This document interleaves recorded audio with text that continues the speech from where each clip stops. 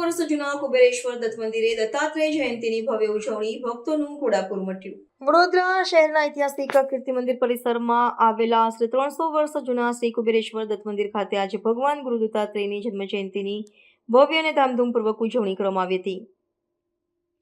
ભગવાન વિષ્ણુના 24 અવતારોમાંના એક ગણાતા દત્તાત્રેય પ્રભુના જન્મોત્સવ નિમિત્તે વહેલી સવારથી જ મંદિરમાં ભક્તોનું ઘોડાપુર ઉમટ્યું હતું। દિવસ દરમિયાન વિશેષ પૂજન અર્ચન, અભિષેક, પાદુકા પૂજન અને મહાપૂજા જેવા ધાર્મિક કાર્યક્રમો યોજવામાં આવ્યા હતા, જેના પગલે સમગ્ર વાતાવરણ ભક્તિમય બન્યું હતું। ધાર્મિક ગ્રંથો અનુસાર ભગવાન દત્તાત્રેયે ત્રિદેવ બ્રહ્મા વિષ્ણુ મહેશના સંયુક્ત સ્વરૂપે ઋષિ અત્રિ અને માતા અનસૂયાને ત્યાં અવતરણ કર્યું હતું। તેમણે પોતાના જીવનકાળ દરમિયાન પ્રકૃતિના તત્વો, પ્રાણીઓ અને પક્ષીઓ સહિત કુલ 24 ગુરુઓ પાસેથી જ્ઞાન મેળવીને માનવ કલ્યાણ અને સનાતન ધર્મના પ્રચાર માટે ઉપદેશ આપ્યો હતો। ઐતિહાસિક કુબેરેશ્વર દત્ત મંદિર એ કુબેર મહારાજની સમાધિનું સ્થાન છે, જેઓ દત્ત સંપ્રદાયના અનુયાયી હતા।